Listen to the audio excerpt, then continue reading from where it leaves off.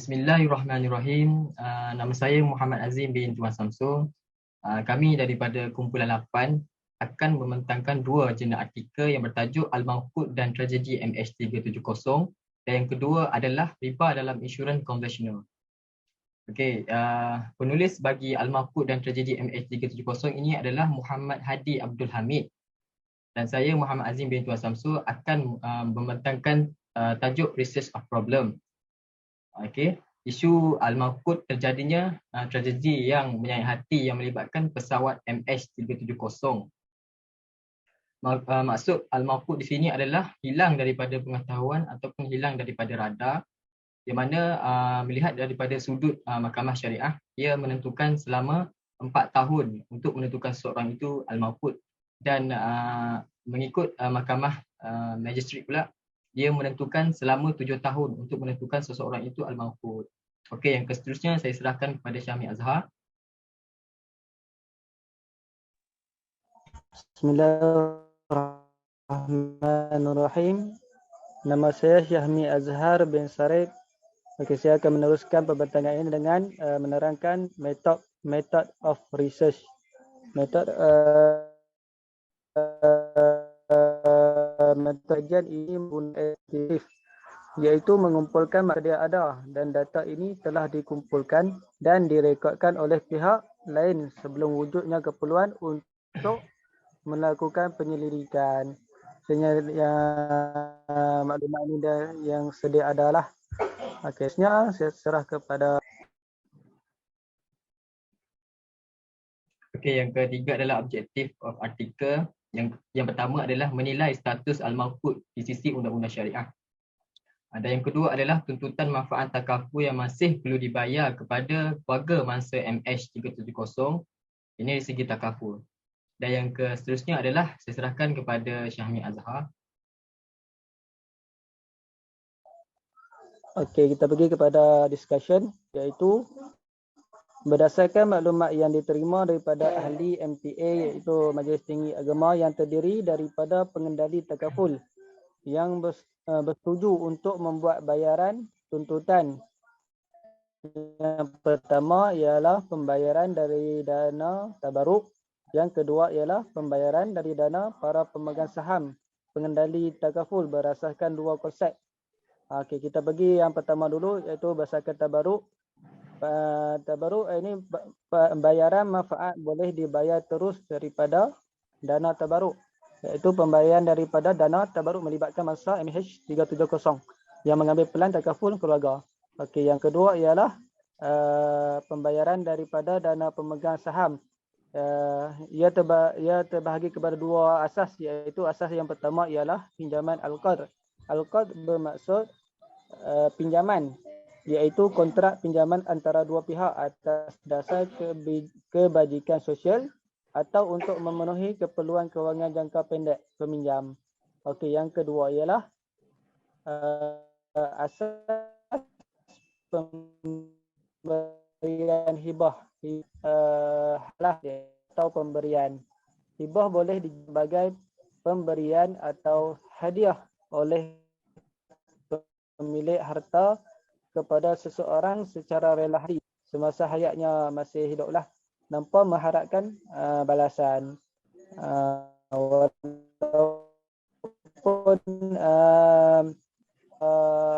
lagi ke hibah ini. Okey, seterusnya saya Yang seterusnya adalah summary. Secara ringkasnya, pesawat MH370 ini menjadi tanda tanya oleh pelbagai lapisan masyarakat tentang Al-Mawqut, status Al-Mawqut dan pengendali manfaat takaful di Malaysia serta apakah tuntutan manfaat bagi mangsa MH370 ini dan keluarga mangsa. Okey, yang seterusnya kesimpulan saya serahkan kepada Muhammad Syahmi Azhar. baik, seterusnya kesimpulan ialah secara kesimpulannya terjadi kehilangan pesawat MH370 ini memberikan impak yang amat besar kepada negara, terutamanya kes yang melibatkan nyawa, serta juga terkesan kepada industri-industri yang berkaitan seperti Antaranya industri penerbangan, industri pelancongan dan industri takaful itu sendiri. Persoalannya yang perlu kita dijawab dalam industri takaful ialah dana manakah yang akan digunakan untuk melangsaikan pembayaran manfaat takaful tersebut.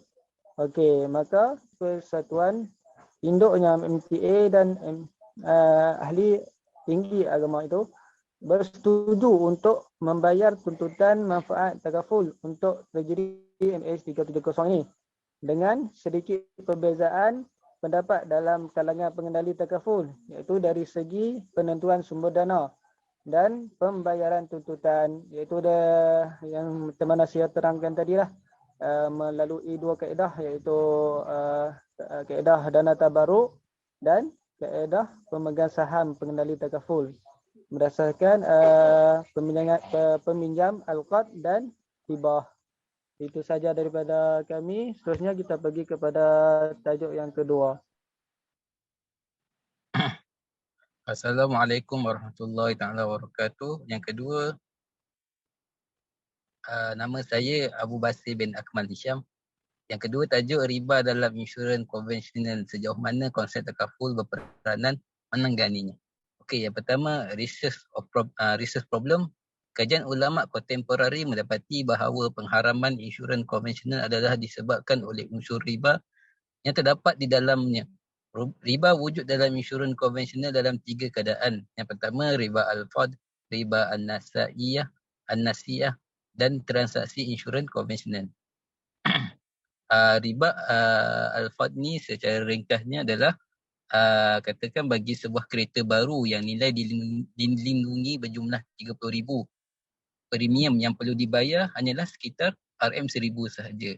Manakala riba an-nasiyah iaitu sebarang penangguhan pertukaran wang dengan wang termasuk dalam kategori riba an-nasiyah yang diharamkan. Yang ketiga, elemen riba yang wujud dalam transaksi insurans konvensional yang pelaburan dalam instrumen perbankan konvensional seperti bond dan sebagainya. Yang kedua, method of research. Kajian ini bersambarkan kuantitatif kajian yang sedia ada berdasarkan pendapat ulama kontemporari dan kajian ini dari para ahli kewangan Islam. Seterusnya, objective of the article. Konsep takaful diperkenalkan untuk menghilangkan unsur-unsur yang tidak dapat diterima dalam insurans konvensional seperti riba dengan menggantikan kontrak asas insurans daripada kontrak tukaran itu muadah kepada konsep tabarruk. Okey. Apa itu maksud tabarruk? Tabarruk itu adalah secara ringkas dalam bahasanya sebagai hadiah lah. Hadiah ataupun derma. Majlis Penasihat Syariah MPS Bank Negara Malaysia mendefinisikan tabarruk sebagai sebuah akad berasaskan derma dan kemurahan hati untuk melepaskan pemilikan dana sumbangan sebagai hadiah demi memenuhi kewajipan saling membantu di mana dana dimasukkan akan digunakan untuk membayar pampasan. Dengan demikian, ilmu riba dalam insurans konvensional boleh dihapuskan. Sekian, terima kasih. Saya serahkan kepada sahabat saya.